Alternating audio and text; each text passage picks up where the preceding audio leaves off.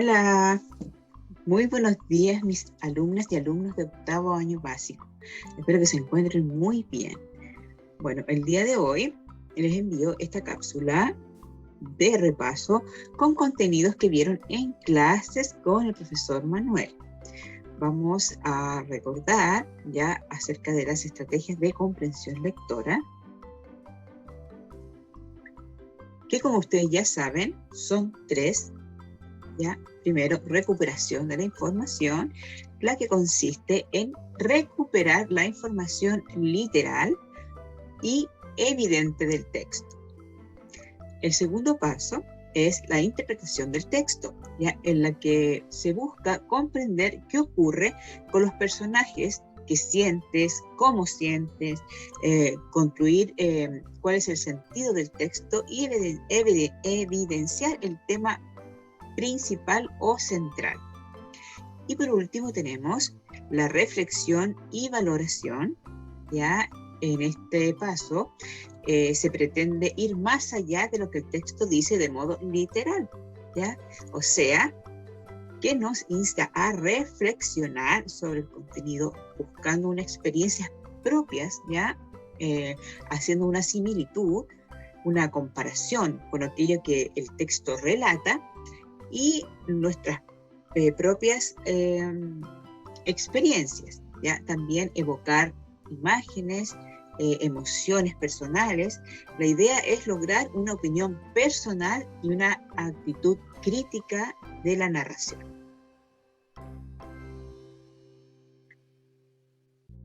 También en clases vieron lo que es la carta. Vamos a recordar ya que es un escrito que va dirigido a una persona ausente para comunicar un asunto o expresar ideas o sentimientos. La carta tiene una estructura, ¿ya? La que acá se las voy a presentar en esta gráfica,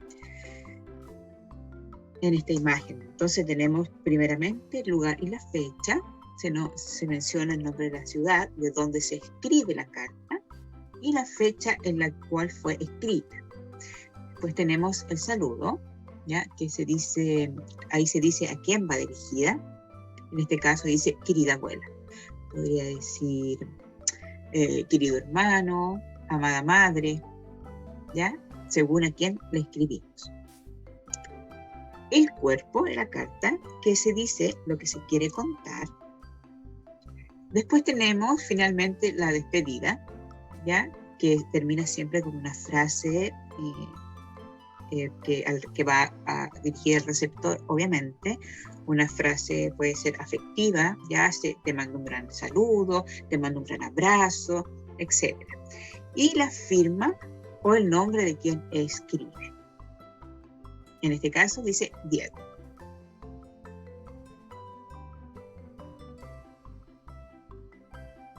También vieron las noticias, ¿ya? ¿Qué son las noticias? Ya, bueno, las noticias son textos periodísticos que tienen como propósito informar a los lectores sobre un suceso reciente y de interés público o a través de los medios masivos de comunicación. ¿Cuáles son los medios masivos de comunicación? Ustedes ya saben, el televisor, ¿no es cierto? La radio, ahora el internet, las plataformas, puede ser Twitter, Facebook, ¿ya? Todas esas cuentas de plataformas sociales. ¿Cuál es su propósito? El propósito de las noticias es informar sobre hechos actuales de acontecer nacional o internacional que pueden interesar o resultar relevantes para la población. El resumen de la noticia. Bueno, el resumen o síntesis de un texto que requiere identificar la información más importante y elaborar un nuevo escrito, manteniendo las ideas fundamentales de la noticia. Resumir no es copiar textualmente o cortar la información sin buscar la coherencia. Recuerden que nunca se debe perder ya la idea principal. La información tiene una idea, tiene algo que es muy importante ¿ya? Que es de qué se trata, el contexto. Eso no se puede perder, por eso al resumir no podemos cortar una información. Ni tampoco podemos copiarla textualmente. Recuerda que toda noticia posee siempre una intención de informar, por lo tanto, quien lee, escucha o ve debe evaluar si ésta cumple su propósito. Y ahora vamos a recordar acerca de la oración.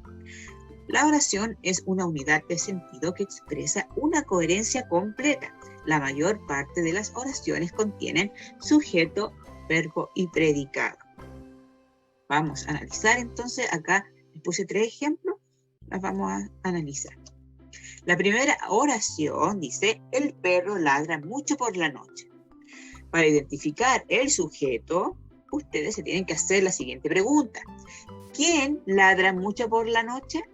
El perro. Tenemos entonces que el perro es el sujeto de esta oración. Para saber cuál es el predicado de esta oración, nos preguntamos, ¿y qué hace el perro? Ladra mucho por las noches. Esto sería el predicado, ¿ya? Y bueno, ustedes ya pueden identificar en el predicado, recuerden que en el predicado siempre está el verbo, que el verbo nos indica la acción. En este caso, ¿cuál es el verbo que podemos encontrar acá? Ladra, ¿no es cierto? El verbo ladrar. Ese es el verbo del predicado y también es el núcleo del predicado. Vamos a la siguiente oración que dice, mi abuela hace magdalenas de chocolate. Vamos a identificar el sujeto haciéndonos la siguiente pregunta. ¿Quién hace magdalenas de chocolate? Mi abuela. Entonces acá tenemos ya, ¿no es cierto? Encontramos el sujeto que es mi abuela. Y para encontrar el predicado nos preguntamos, ¿y qué hace mi abuela? Hace magdalena de chocolate. Y dentro del predicado, ya se nos es fácil, ¿no es cierto?, reconocer cuál es el verbo, que es el que indica la acción, que es hace, el verbo hacer. La tercera oración dice, Daniel persigue a las palomas en el parque. Para identificar cuál es el sujeto, nos hacemos la siguiente pregunta. ¿Quién persigue a las palomas en el parque? Daniel. ¿Ya? Entonces acá encontramos el sujeto de la oración. Ahora vamos a identificar el predicado. ¿Qué hace Daniel? Persigue a las palomas en el parque. Una vez identificado el predicado, identificamos el verbo, que es persigue, ¿no es cierto? Verbo perseguir. Súper fácil. Entonces, dijimos que el sujeto indica quién realiza la acción o de quién se dice algo. El predicado está desempeñado por un conjunto de palabras que predican algo sobre el sujeto. Y el verbo, que por lo general es el núcleo del predicado, como se lo mencioné. Ya, vamos a recordar también, ya algo visto en clases, que es el abecedario. ¿Qué es el abecedario? Es un sistema ordenado de signos gráficos que se emplea en la escritura de algunas lenguas. Posee una correspondencia más o menos aproximada entre estos signos y los fonemas que representan. En el español normalmente usamos el abecedario, el cual se representa mediante 27 letras, 5 vocales y 22 consonantes, ¿ya? O sea, en total son 27 letras, de las cuales son 5 vocales y 22 son consonantes. Ya. La sílaba tónica. La sílaba tónica es aquella en la cual recae el mayor énfasis de la pronunciación de la palabra, es decir, donde recae la fuerza de la voz. Ya, por ejemplo, la palabra mamá. Decimos mamá. ¿Ya? Entonces, la mayor fuerza la ejercemos en la última sílaba. ¿Ya? La palabra pelota. Pelota. ¿Dónde recae la mayor fuerza de voz? A ver, vamos a hacer un ejercicio. Si fuera en la antepenúltima diría pelota. Si fuera en la penúltima diría pelota. Y si fuera en la última sería pelota. ¿Dónde recae? Bien, te apuesto que ya supieron que era en la penúltima, ¿no es cierto? En la sílaba lo. Bueno, aquí les voy a presentar este recuadro que es para que ustedes puedan, esto es importante, esto lo pueden hacer en su cuaderno, ¿ya? Y les va a servir para identificar cuál es una palabra aguda, llana, esdrújula y sobredrújula. Recuerden que estas palabras se llaman así según la sílaba en la cual se fuerce la voz, ¿ya? Cuál se acentúe. Y cada una tiene unas reglas que hay que seguir. Por ejemplo, las palabras agudas ya llevan la sílaba tónica en la última sílaba, ¿ya? Y llevan tilde cuando terminan en N, S, O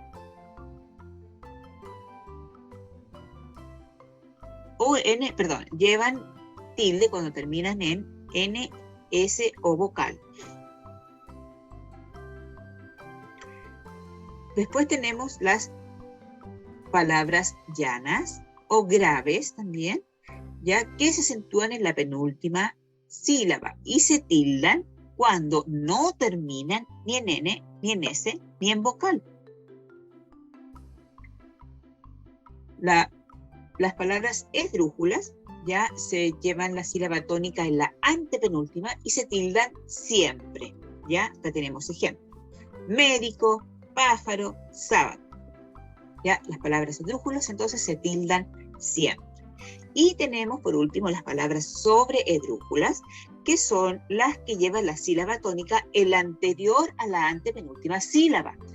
Y también se tildan siempre. Acá tenemos 3 ejemplos, ¿ya? Cómetela, estúdiatelo, cuéntaselos. ¿Se fijan dónde va la fuerza de la voz? Y recuerden que las palabras sobredrújulas, igual que las esdrújulas, se tildan siempre.